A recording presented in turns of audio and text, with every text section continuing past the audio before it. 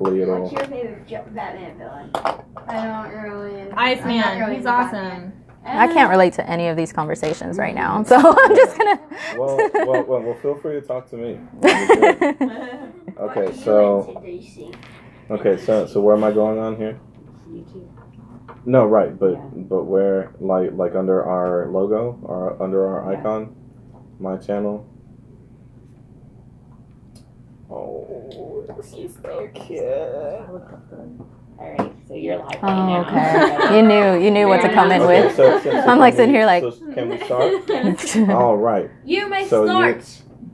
Thank you, Logan.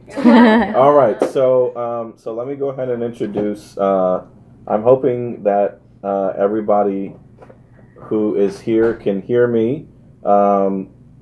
Since I am using my phone, guys who are on YouTube right now, since I am using my phone, I will not be able to see your texts. So please feel free to chat with me here on our YouTube channel. Please ask me any question, ask Jackie any question, so that I can tell her. I'll be able to see the questions, and it's a beautiful thing. It says reconnecting. Okay, we're live again, but we're showing Jose, and we need to show Jackie. You're Jose. I am Jose. Yeah. All right, so May the fourth there's be Jackie. with you. I know, right? I definitely need it. Okay, so we're back live. Jackie is a young lady who has a chronic kidney disease. She took charge of her medical care and went on to finish her degree and now works at Baylor College of Medicine. She has a blog where she shares her experiences living with a chronic health condition, and she will be talking with us about her life and how she has learned to manage her health as an independent adult. So Jackie, you're live. Go ahead. Okay. My name is Jackie Benavides, as he said. I'm 23 years old. I am a former patient from Texas Children's Hospital. I was there from 2010 to 2014. I transitioned when I was a sophomore in college 3 years ago. And basically, I just want to give y'all some background before I start talking about advocating and all that stuff. So background for me, it was my 16th birthday, and I started showing symptoms of something being wrong. I had swollen ankles.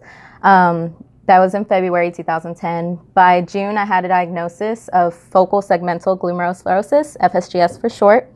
So when I went in, one of my first appointments, my doctor was like, if you don't go on dialysis, you're going to die. So she was pretty blunt, exactly what I needed at the time, but I didn't know it then. And so there's two different types of dialysis. There's one where you get a fistula, an artery and vein is connected, and it cleans your blood. And there's one that you do peritoneal dialysis. It uses the peritoneum that lines your organs, and it fills it with dextrose fluid, and it uses osmosis to get the toxins that your kidneys would normally get out. So I went with PD dialysis. It was easier. I lived an hour away from the hospital, and it was just something that my family agreed on. So I got the catheter placed on August 17th, 2010. And a week later, I was going to go in for a routine checkup, see how everything was healing, see how long till we can start using the catheter. And the morning of, I ended up having seizures because of all the toxins in my body. So I don't know how many I had. I think my dog would know because she was barking the whole time. So that's the only soul that knows how many I had. But I ended up in the hospital for a while after. And I look back now at how I acted in the hospital, how much I was a victim and in denial of what I was going through. I really didn't have a voice at the time. I would use my mom. So a nurse would come in, a doctor would come in, be like, how is she feeling? They would talk to my mom too, because I was so much of like, this isn't happening, this isn't me. I was filtering everything through my mom.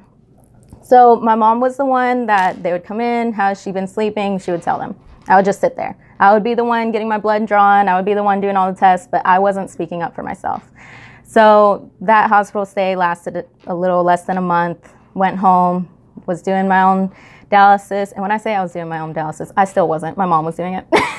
I was just there, hooked up to the machine, but my mom would hook me up to the machine. My mom would clean my exit site because the catheter needs to be cleaned daily. You can't really take showers with it. It's a whole mess, and she handled it. She did everything for me, which I'm grateful for. But at the same time, that was kind of me failing as a patient, me failing as an advocate for myself. So by March 2011, I ended up with a tear in my peritoneum, and I thought it was cancer because obviously all things on WebMD are cancer. So I was immediately calling all my family, and I think that was the first time that I actually advocated for myself, that I actually was like, something is wrong, we need to fix it, we need to figure out what's wrong. So that was the first time that I actually started having a voice, that I started saying, this is what's happening, and skipping my mom and going straight to the doctors. So we went to the emergency room, and I don't know if it was because I was so scared or because it just felt so real, but I started speaking up for myself. The doctors came in, I was able to tell them, hey, I noticed this, and it's paler than the rest of my skin, it's colder, I don't know what's happening. And my mom was there, but she wasn't speaking for me this time. So then that happened in March. By June, July of 2011, I started undergoing evaluation to see if I could get a kidney transplant. So my kidney disease had to be dormant for a year before I could even get the workup. So it had been a year. We all celebrated. I started getting all the testing, which is brutal, but whatever. So we started doing all that. My mom went in to get tested. She had tiny kidney stones. She couldn't donate. My brother got in, and he was a perfect match, and it was a go. So September of 2012, I had a kidney transplant donated by my brother. That hospital stay was very lengthy, and that's actually when I started to really come into my voice and come into advocating for myself. I think that's when I really noticed that I wasn't a victim anymore. I wasn't in denial of what was going through, like happening to my body. It was more of, I'm going through this, and I'm going to make sure I'm taken care of, and I'm going to make sure that things happen the way they're supposed to happen. So that started changing the way things were. And I think my doctor really helped with that a lot, because she made me speak up for myself. She would ask me questions directly. She would say, if my mom tried to interject, she would kind of put that down. Okay. And it's just somebody texting me. Okay. It's probably a question that they're texting me, but unfortunately, I'm using my phone to videotape you. Oh, okay. But if I can interject, yeah. You actually made a very valid point about your hospital stay. So if you can share with us, it sounds like you had a good doctor who was actually speaking to you, but what made you realize that you were wanting to take charge of your situation? I think it goes back to, I know everybody played the telephone game when they were little kids. Things just kind of get lost the further, like how many people you go through. So when I would tell my mom, like, oh, I'm in a lot of pain, she would tell the nurse, oh, well, she's in pain. It would kind of downgrade things. And then I wouldn't get the care that I wanted, that I felt I needed. Okay. So there were things like, oh, she's kind of thirsty right now. And it would be like, oh, not a big deal. But for me, it was like, I need something now. Because that was one of the things with kidney problems. Like, you kind of sometimes have to limit your fluids. Otherwise, you get really swollen. So it was like, they would give me this much to take 10 pills. And they're like, you're fine. And I would ask for more water, and my mom would be too gentle about it. And then at some point, it just got frustrating where I was like, okay, you don't want to be the bad guy. I'm going to make sure I get more than that for the amount of pills I have to take. Mm-hmm. So I think after a while, I was fed up with not being heard, even though I wasn't trying to be heard. It was a weird thing that kind of clicked. Okay. But so after my transplant, though, like, things kind of seemed to fall into place more. I had more control over my life. When I was on dialysis, I was on it for 10 and a half hours every single day. So it was just so much being tethered to a machine. I didn't have much freedom, independence, anything. Suddenly having this independence, I was like, I need to do more with it. I want to make sure that I'm going out when I want to go out and don't need my mom there to be my voice or anything. So after my transplant, I was given the slow walk towards the door. They were like, you're getting older, you need to get out, you need to go to adult healthcare, we can't keep you here. And then they would walk me out of my appointments and be like, do you see who's in the lobby? It's not kids your age. And I was like, yes, but like, I don't want to leave. So eventually they did kick me out. And I cried, my mom cried, the doctor cried. We're put off by how much knowledge I had of my own body, how many things I wanted. This nephrologist let me, at the beginning, until I felt comfortable with her, let me choose what I was testing with my blood. I would tell her, in my next blood work, can I get this tested? I'm feeling a little weird. I think I'm getting anemic. Should I check my hemoglobin? Like stuff like that. She was letting me kind of act like I was in control when really she was probably going to do that stuff anyways. But so our relationship is great. And I've been able to build a history with her. With that being said, every other specialist I'm supposed to be seeing, I have not been able to keep a doctor that has either worked for me personality-wise or anything like that. So it is a really big difference going from pediatric to adult healthcare. When you go to adult healthcare, you don't have a team like you do with the pediatric healthcare. At Texas Children's, I had a social worker, I had a nutritionist, a dietitian, I had a nurse that I saw every single time. There were just so many things that were consistent with every single appointment. And then you go to the adult healthcare and you may have this nurse, you may have that nurse, this person might check you in, this person might check you in. It was completely different. And then you don't get as much time. They don't really connect with you the way pediatrics make you feel comfortable. But at the same time, you're healthy enough to transition. That's always a good thing. That's always one of those like, okay, it's time for the next step because your body's ready for the next step. So one of the hardest parts that I found transitioning was actually insurance. And I still haven't been able to figure out all of that. It's kind of a big mess still. And I've been transitioned for 3 years.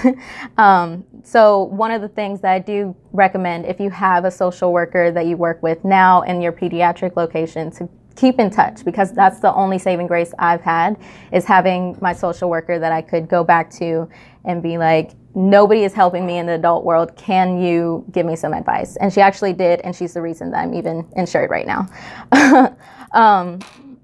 With that, having allies and keeping in touch with people, I think another thing that's really important is to advocate for yourself. So advocating for yourself can not necessarily mean being aggressive or demanding attention, but just knowing it, you know your body best. You know what you need. You know you're an expert in what is going on within your own body. And I think some people are too shy to say things or demand things.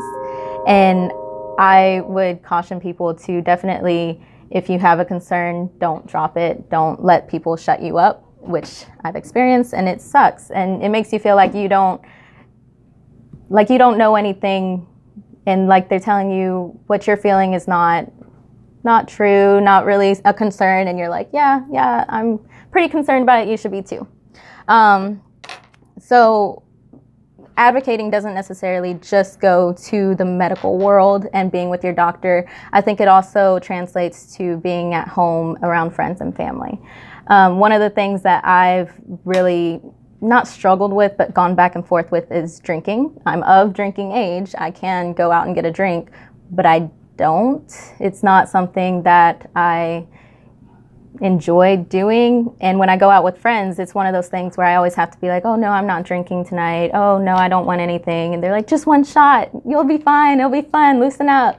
I'm just like, that's one of those times when you have to be like, you know, it's easy for y'all to do these things, but when I do it, it takes a different toll on my body. It's something that you have to definitely put your foot down and be like, advocate for yourself. Say things that you want to be. So as far as that goes, advocating drinking is one example. There's smoking. There's me personally, I have a low sodium diet. So you want these salty fries? No, I can't have those salty fries. And then certain fruits I can't have because of my medications: pomegranate, grapefruit, Seville oranges, which I didn't even know were a thing, but I can't have them, and star fruit. Like random things that I just, in my own mind, I have to take care of myself. I have to make sure I don't ingest these things. I have to make sure you read labels, stuff like that.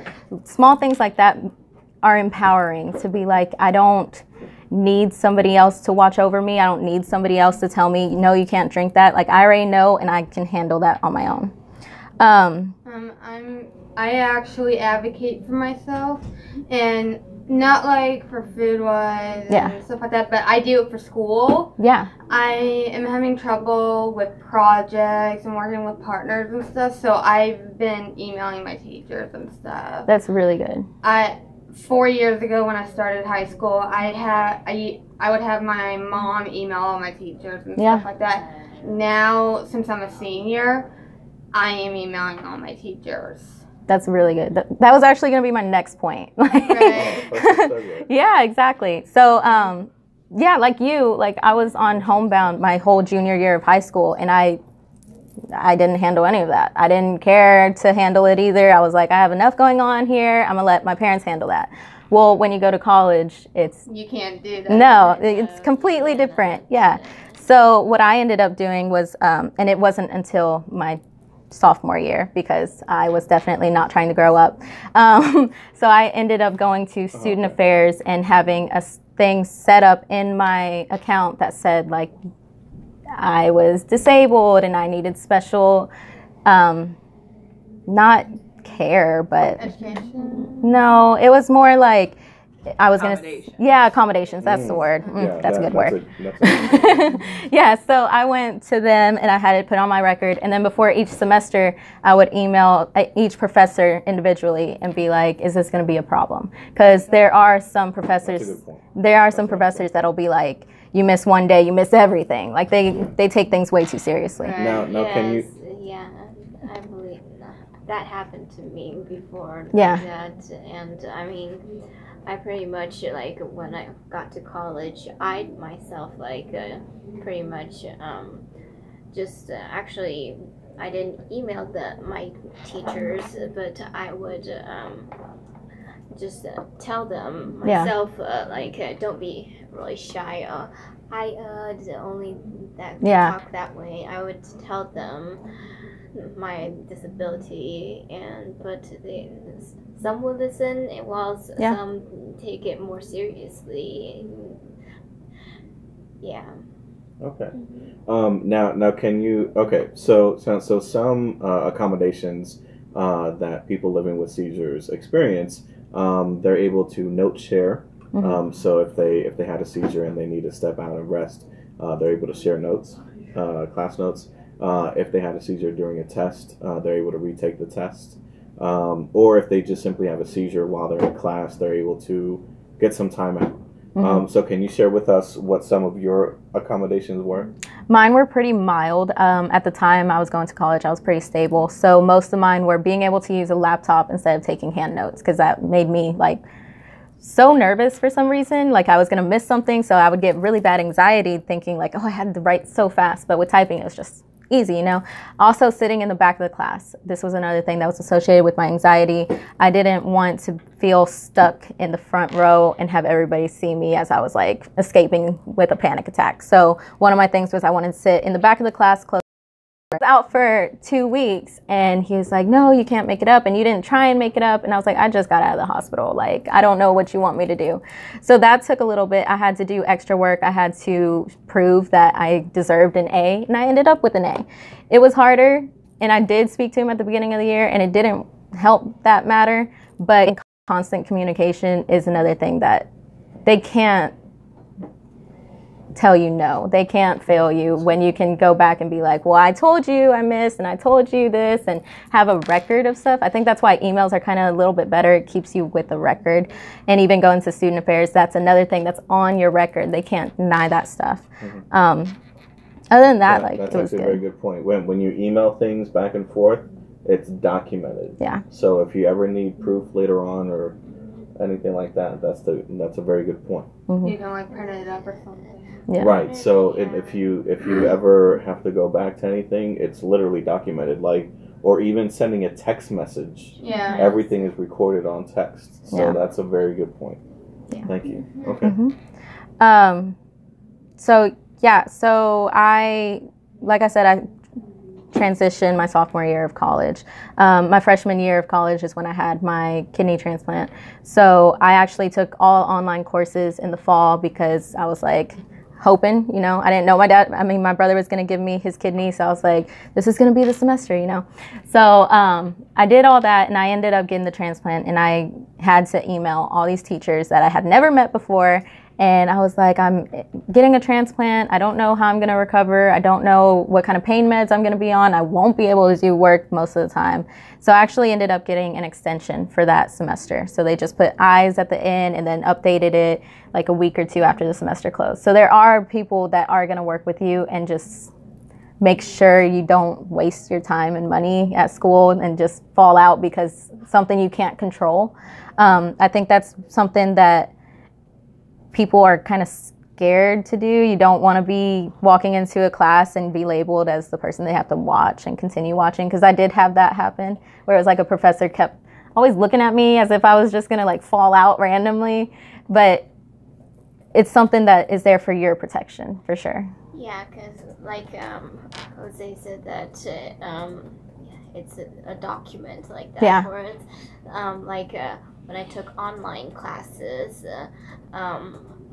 like a few times I just had a seizure and sort of like my mind was still going crazy, and I accidentally put in the wrong when I you know how online classes you have to this is whatever homework they gave us, and I put in the wrong class, put it into the and I would email them saying, oh, I just had a seizure and this, so I was mixed up in my mind and accidentally put in or sent in the wrong homework. Could you give me another chance? Yeah. And most of the time they do, but it depends on the professor that I had. For sure. I kind of like your idea where it's like you're in the back because of anxiety. It's like I have really bad anxiety sometimes, but I also have a hearing loss, so I have to sit in the front. So like I want to go to HTC next year. Mm-hmm. So maybe like a middle point would be like sitting in the middle of the classroom or something. Definitely. Sitting somewhere where you could like easily get out. But also still get out. Yeah, for sure. Yeah. And I think that might be something to talk with each professor. Like, what do you think? Or cause, like the best place would be, because I talked to my theater teacher about that this year. Yeah. And I think I had a friend who would use his phone. Is that something that to record the class? I don't know if he was recording or if it was a headphone he actually wore. So I don't know if it was something like it would project back to him or something. I think I've heard it's of a that. microphone. I think I've heard of that before. I used it, I think, in elementary school. That might be something, but then you'd have to ask to like have your phone out. That was something he had to get accommodated for. I used that in elementary school. I don't know. Yeah, I mean, I think if you just ask your teacher just straight up, I mean, like all of us have a phone. Do you have a phone? Mm-hmm. Okay, so on that phone you should have like a voice recorder app, so you can just simply ask your teacher, like, would you mind if I recorded this session? Yeah. Right. Like, I have this thing, I may have to step out, may I record you? Right. Just that simple, and it's either a yes or no, and I'm pretty sure they'll say yes. Yeah. Right, and I can just leave it in class while you step out. Exactly. Yeah. Mm-hmm. So the next thing I wanted to talk about is kind of related to that, how you are open with your illness, diagnosis, however you want to explain it. I myself am very open, but I haven't always been this way. I've obviously been sick for 7 years, so it's taken a while for me to actually embrace it, not be so ashamed of it. When I first got sick, I remember going back to school and everybody was like, oh, we thought you were dead. Like, that's crazy that you're even here. And I was like, okay. And they would be like, well, what's wrong with you? Yeah, exactly. Like, nope, still here. So they would be like, what's wrong with you? And I was like, oh, I had I had this weird like shame associated with it. I was like, I have a disease, and when I think disease, I think dirty. Like there's so much like stigma around it. It's like, oh, you're damaged, you're broken. But after a while, I started thinking like, well, this is nothing I did. This is nothing that was my own doing. It's an idiopathic disease. I have nothing to blame, no one to blame, which is kind of better because I would sit there and have regrets forever. But I ended up embracing it, and now I actually blog about it. And I got to the point of blogging because I felt like there were a lot of people that were trying to connect. Social media, I would get a lot of messages whenever I would post things like kidneyversary, or because I just had my 5-year kidneyversary. Thank you. Yeah. Now, can you share with us what the blog is? It is www.chronicallyjackie.com. Chronically, okay. Oh, sorry. I'm going to type this into our comments for those who want to know. www.chronically Jackie. So chronically is double L, and then Jackie is spelled JACKIE. Yes. Chronically Jackie. .com. Okay. I'm like, what am I adding? Nope.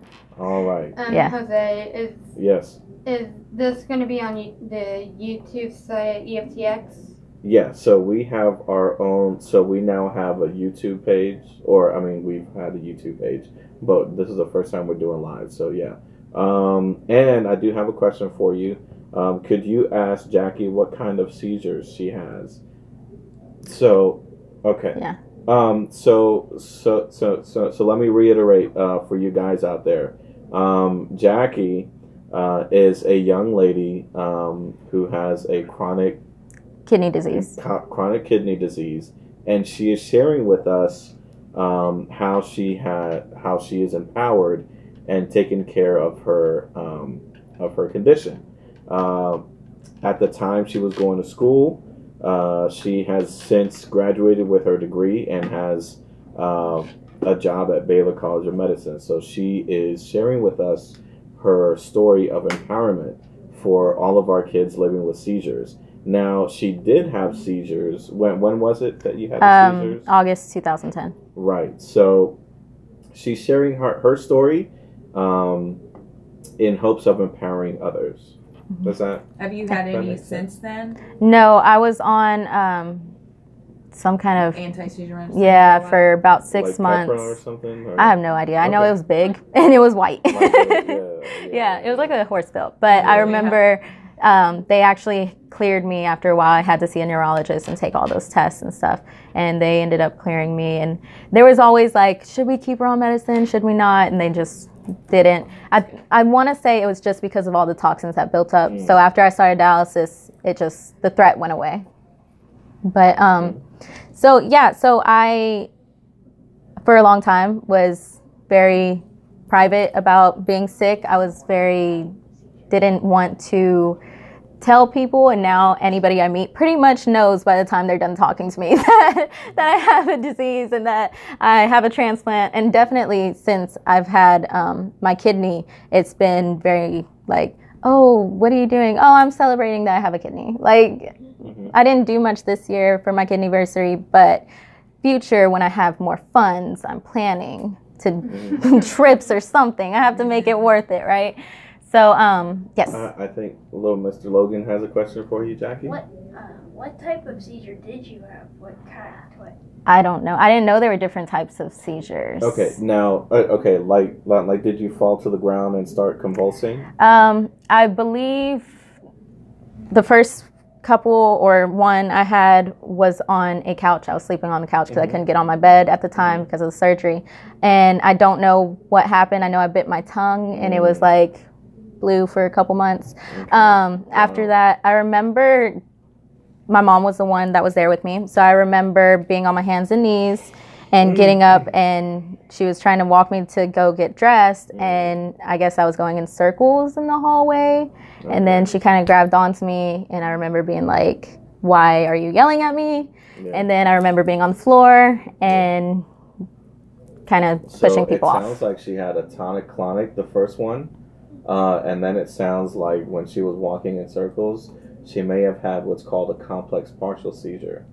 Now, do you understand the difference between those? Mhm. Okay. I forgot what the complex partial was. Okay, so complex partial is when you're awake but you're not aware. Okay. So it's kind of like sleepwalking. Mm-hmm. So you'll be walking around but you're not necessarily here, right? So like you could be looking dead at me and I could say, "Hey, Eliana," and ask you your name and your phone number and your date of birth, and you just really wouldn't be here. Kind of like an absence. Yeah. Right. Of. So the But grandma and then.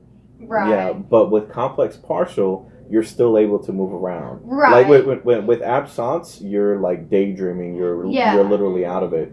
But with complex partial, you're awake, but you're not aware. So you may just wander aimlessly, and people will have to guide you a little bit walking around. Yes, Candace. Like I have sometimes as after my grand mal seizures, these kind of conditions.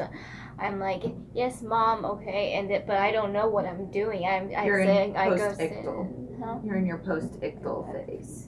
Okay, in that Was that part grandma or because was that part grandma what you said? Yeah, tonic-clonic is the same as grand mal. Yeah, tonic-clonic is the same as a grand mal seizure. Yeah, so like I said, I mean, like I would be okay. I walk to the room, and then I just walk back to another place, like many times to different places. So when I already say that, okay, I'll do this, but I'm not doing it. I'm just going different places in circles around the house until I really wake up from the side effect of the seizure. Yeah. All right. Thank you, Candace. That's crazy. I didn't even know that was like different. So there are so when I go out and educate about seizures, I talk about 4 different types. Okay. And we can touch on it a little bit. So we have the grand mal seizures, which is where most times you fall over and start convulsing. We have absence seizures, which is literally just absence, right? So an absence seizure literally looks like you're daydreaming, like you're out of it. So like you could be talking to me and I'll just kind of stare off into space. That's an absence seizure. A complex partial seizure. So there's simple partial and complex partial, and they sound the same. A complex partial, you're awake, but you're not aware, right? So you could be awake walking around, but I could ask you your name, I could ask you your date of birth, and you just wouldn't be here. But you would be walking around just doing aimless things. And then simple partial, you're awake and aware, but maybe your arm is twitching. So like we could be in the middle of a conversation and you'll just start twitching out of nowhere, and that's your seizure. But we could literally be having a like, man, that steak was really good, but I'll just start going like, oh yeah, that steak was awesome, right? So simple partial is you're awake and aware, but just a part of you is moving. And wait, and those two, the third one, or is that? I'm sorry? Is that the third one, or is there one more? No. Right. So there's tonic. Grand mal? Yeah, there's a grand mal. There's an absence seizure. There's a complex partial where you're awake but not aware. Yeah. And there's a simple partial. Yeah. Right. Can't control. Yeah. So you're awake. So in a complex part. Yeah. So now I'm starting to get questions. So in a complex partial, you're awake but you're not aware. In a simple partial, you're awake and aware. What questions are they having? They have a lot of questions. The bench. So now that I'm talking about, Okay, I'm dizzy. hey, it's the Dallas group. It's not a seizure. You need to go sit down somewhere? No, I'm okay. All right. Did you need more water? No, I'm doing this treatment for my headache. Okay, well, let me know if you need anything. Okay, yeah, so we are getting a lot of questions, and About what? well, let's see. Hey, this is the Dallas group. We were just talking about different seizures and how a lot of people who are uneducated about seizures think they all look crazy and convulsing with foaming out of the mouth. That's not always the case, and it's hard to explain, especially like at school when you are asking for those accommodations. Whose phone is that? That is my phone going off with your questions. But unfortunately, I can't look at the questions because my phone is recording Jackie. So just please continue to keep asking me. But I think when you're asking me, it goes off on my phone as well. So yes. All right. So we can move on. Okay. Does anybody have any or need any clarifications, or should Jackie go on? Okay. Okay. Go ahead, Jackie. Oh, yes. Oh yeah. Go ahead. How old were you again? Like when you first like had your first seizure? 16. 16. Yeah. Okay. But that's way before you had the kidney transplant. Yeah. So that was about 2 years before the transplant. Okay. So okay. Do you have any more questions, Candace? Do you have any more questions? No. Okay. All right.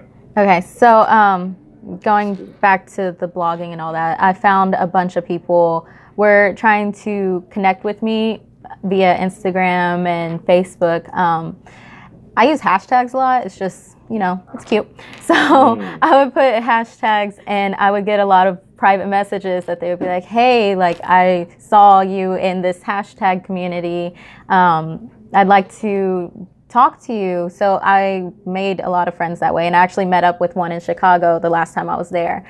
And there's just this community of people that just want to know that they're not alone and want to be like, hey, are you going through the same stuff as me? Are you taking the same medications? How is insurance working for you? Like, people want to not feel alone. They want to know that things are kind of somewhat normal. So with that being said, I encourage people to join groups and to go to events. I went to an event recently. It was a camp hosted by Texas Children's for all the patients that were kicked out. So all the old people came back and we all went to a camp. We were rock climbing, we did zip lining. It was amazing. And since then, I've stayed in touch with everybody that I met at camp. And we still talk every now and then. I just saw one lady like 3 weeks ago. I say lady, but I don't know. But like there's just this community that you can create. And I think that's really something that makes people feel better about things. So I encourage you to do events. I encourage you to maybe not start a blog. Maybe that's a bit much. But definitely try and speak with people that you can relate to. And try and be a little bit more open with what you're going through. Let people understand. Because I know with me, people don't really know, oh, well, what do you have to do when you have a kidney transplant? Well, I take a bunch of meds. I'm on immunosuppressants and anti-rejection medication, so I have a low immune system, so I get sick easily. But people wouldn't know that if I wasn't open, and they wouldn't understand why I get so mad when they don't cover their mouths when they cough and sneeze and all that. Yes? Never mind. But what was that camp that you went to? It was in Rockport. What was it called? Yeah, I'm trying to think of the name. Camp Aranzazu, I want to say. Aranzazu. Something with 2 Z's or 1 Z. Now, I have a if you can elaborate, how can people find these support type groups? Okay, so Facebook is really good about that. Also, can we go to that group part of the tab? Maybe and do like a search. Yeah. And even, I don't know how many of y'all would have social workers, but usually social workers are a good way to connect with that. They'll know what's going on. I know that camp is for special needs people and stuff. I have a social worker, but it's part of a different organization. I'm part of Texas Children's, but I'm trying to transition out. Yeah. My social worker is part of Jewish Family Service. Do you think she could help me find these these support groups and stuff like that? They might. And if not, I would really say social media would help a lot. Because I know the camp I went to has a Facebook group. And I don't know if you could even like message them and be like, hey, what kind of groups do you have going? Would it be possible for me to get their contact information and kind of go directly to the group, not the camp, you know, kind of use the camp to get to the group. Right.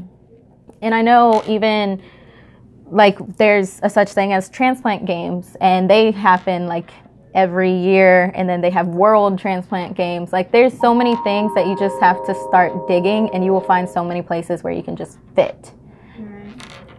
Okay.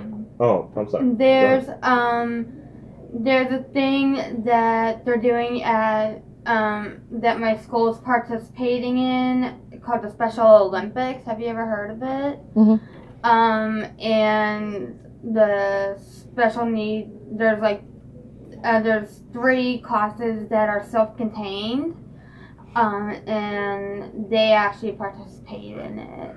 That's cool. And my cooking class are actually, I think, going to be like coaches and stuff like that, if they know how to do that sport and stuff. Oh, cool. Yeah.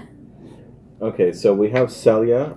She's actually in our San Antonio. She works at our San Antonio office. She says yes, it's called Camp Aranzazu.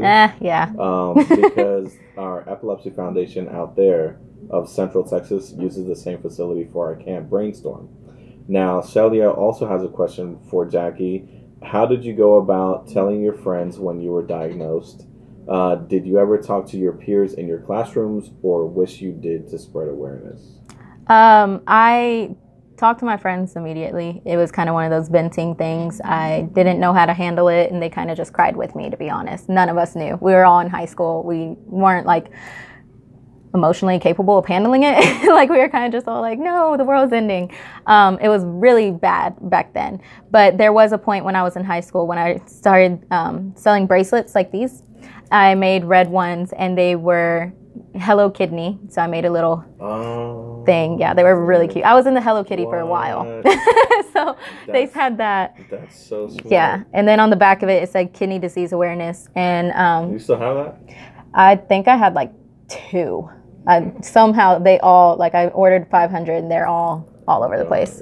Yeah, so I sold those, and that was kind of to raise money for my transplant, because at the time the insurance problem was a problem. So it helped to fund the gas driving every time, an hour back and forth to the hospital for every single thing. To get the workups done, you have to do so many tests, you have to make sure you're healthy, the donor's healthy, all that stuff. So that money was spent a long time ago. But it was a really cool thing, because it was like my whole school was rocking these things that I made, and that said something that was important to me. And that was really cool. And they ended up doing a car wash for me too. And they gave me the money at graduation. And that was so cute. It was, yeah, it was like my community supporting me. And the news came out, and they were like, how do you feel? And I was like, amazing. Like, it's great. But yeah, so that was the only really awareness I did. At the time, I still wasn't as open as I am now, where I'm blogging, where I'm like telling random people, where I'm putting on social media. Like, it wasn't as much then, but it was like the baby steps. It was me getting to here. All right. Because I remember, like, when I first was diagnosed with epilepsy, I would tell them the reason why,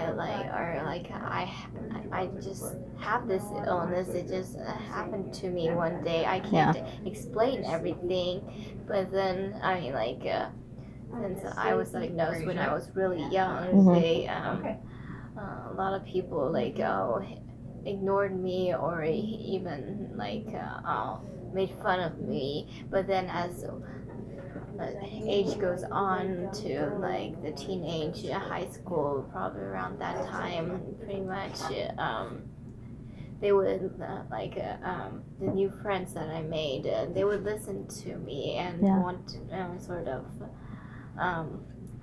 say that okay, we'll be aware for you and help you, probably like that.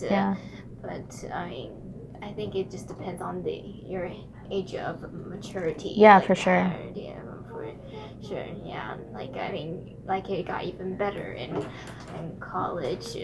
Yeah, more understanding.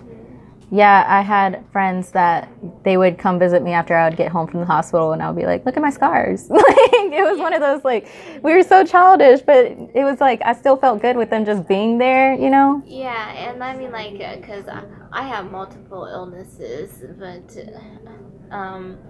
like, in middle school, when I got diagnosed with lupus, I was in the hospital for 2 months, and instead of just probably supporters or family members coming to see me, I had some classmates that came that came to see me, like bring a teddy bear and a get well letter to me and stay with me, and they'll even take pictures with me like that. Like, and yeah, that's I think it just depends on maturity when you like that. Definitely. Well, and what you'll find is as you get older, people are not so much. So we, when we're affected by an illness, so I had asthma as a child, okay? So I had to go to the hospital a lot and get breathing treatment. I had to take steroid pills, which are big as well. But what you'll find as you get older is that people are not so scared. They're not going to make fun of you, but people really want to help you, right? So that scaredness is really worriedness. And you'll find that people actually, they're asking questions not to offend you, not to make fun of you, but they're asking you questions because they genuinely care. Yeah. They want to know, like, so if they say something like, "What's wrong with you?" They're not meaning what's wrong with you in a bad way. They're maybe just not expressing it correctly. They're saying they may be really asking, how can I help you? Yeah. So what they're really asking is tell me more about what's going on so that I know how to handle, or that I know how to help you.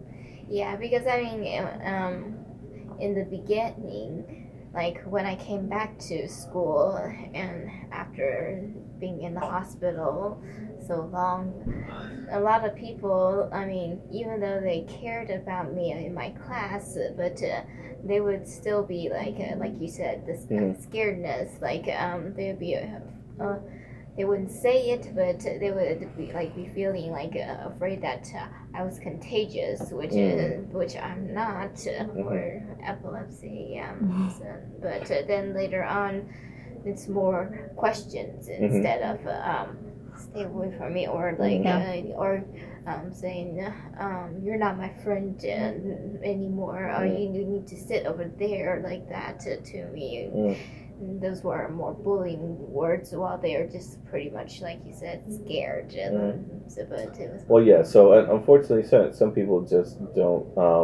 They're not familiar with the situation, and they don't understand. Like, they don't understand the situation, so they would rather shy away from it. But you'll find a lot of people will ask these questions because they genuinely care. Yeah. Yeah, I agree with that. And I think that's another thing that got me started with blogging, because I'd wanted to kind of release people of ignorance. It's one of those things, like, the more I shared, the more I felt like I could control how they were reacting to me, and how you tell people and sometimes you get met with pity. And I always hated that. And I was like, no, I'm not like this helpless thing that you have to feel sorry for. And that's why I started saying things more. That's why I'm like, yeah, I have a kidney transplant. Yeah, I have a disease. Yeah, I'm taking like 20 pills a day. Like, I take them in public. I don't care anymore. Whereas before I would have been like, go to a bathroom stall and be nasty and take my pills in there. You know, like, it was one of those things, like, I was scared to have people see. And aura like that, maybe seizures coming on, I would run and probably say college. Some people were still scared, but while others more cared, like that.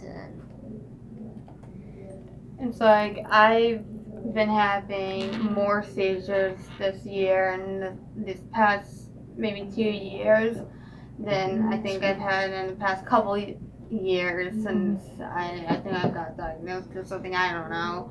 But I actually been in a culinary arts class, and I had an aura the night before, and it was like I said, "Do you smell that?" And my mom said, "Smell what?" And I was like sniffing stuff, and she said, "Do you smell that?" And she said, "Smell what?" And she said, and I said, "Smell. It smells like cake or soap." And I was like doing a motion like a petting a cat or something. She called the doctor, the oncology neurologist, and they told her to give me an extra dose of my medicine. And then the next day at school, I had to hold my head up because it was like my head was like spinning and stuff. And so my teacher asked two girls to walk me to the nurse's office, and the nurse told me to go home because with the hallways being so crazy at school with 3,600 kids there, she didn't think it was safe. So they just told me to go home. And now can you explain to everybody what an aura is? An aura is kind of like a sense that you get before a seizure. Mm-hmm. It could be like a smell or like a taste or something, or a feeling you get. Mm-hmm. That you get. It could be like anything. Okay. Like today I saw on a TV show a character was like smelling gasoline. Mm-hmm.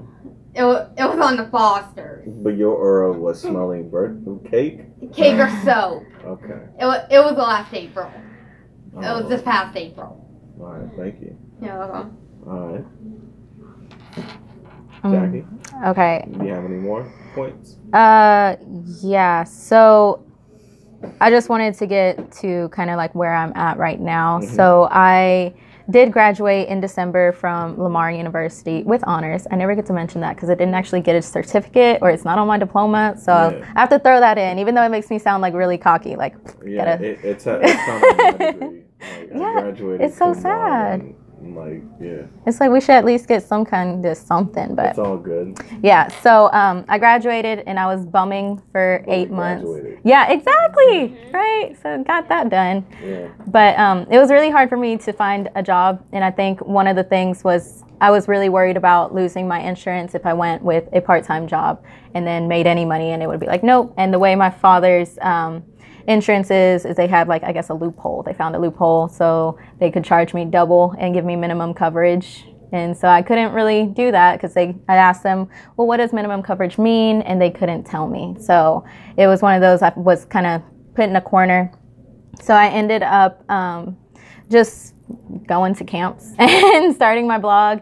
And I ended up at Baylor College of Medicine, and we're actually doing a research study for pediatric patients transitioning to adult healthcare to see if having a mentor and a curriculum would be beneficial to the overall transition and people sticking to their health and coming out better on the other side, even though you lose a lot when you go from pediatric to adult healthcare.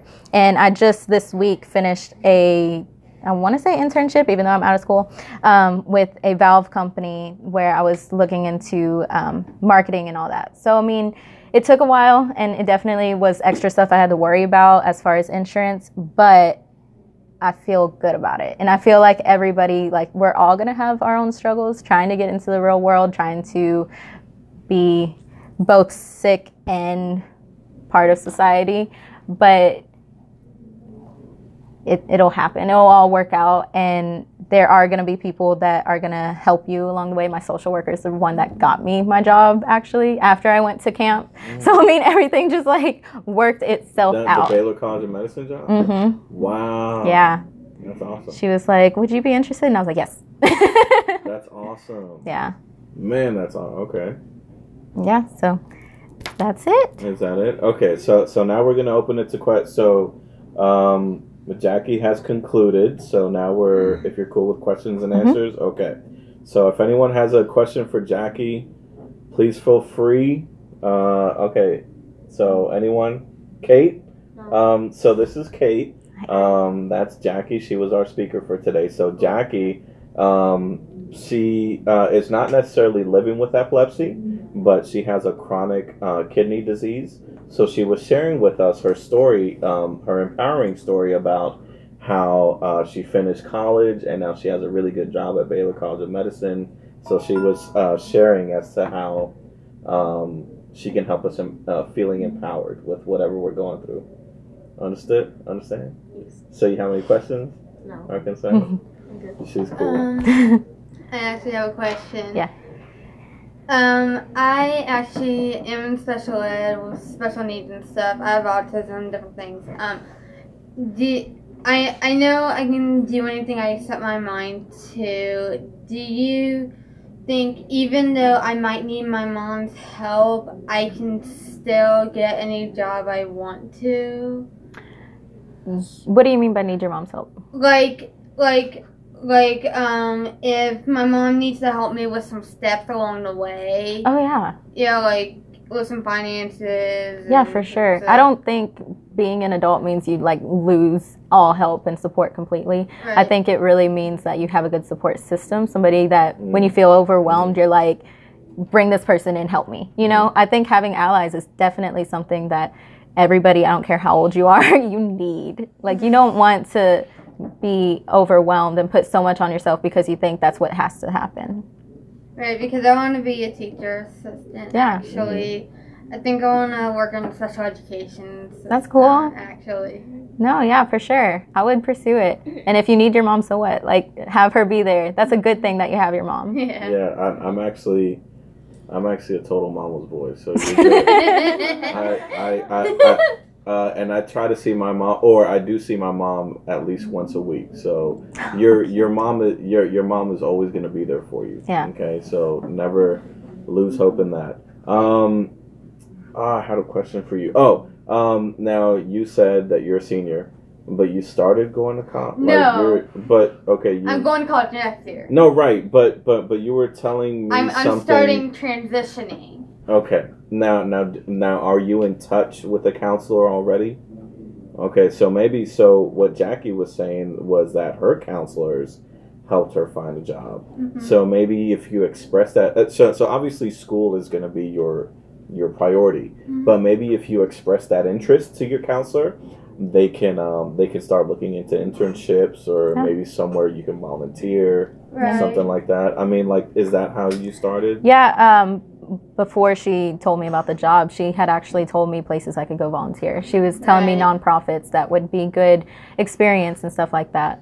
And then her just knowing, so when a job came up, she was like, you, and I was like, yeah. I actually have 7th period off, and there's actually special education rooms, like I said, in the building, and I can probably talk to... I like 7th period off because I get off early, but I'm staying there later, so I can probably talk to the special education director and say, hey, since my mom has this job now, maybe I can work in one of the special education rooms now. Mm-hmm. And maybe I can talk to my mom about that. Mm-hmm. And say, hey, I can work in here now, instead of having 7th period off and stuff. That's a good idea. Yeah. Mm-hmm. Okay, so does anyone else have questions? Okay, so we have one question online. Ruben Terrazas wants to know, what college did you go to and what was your major?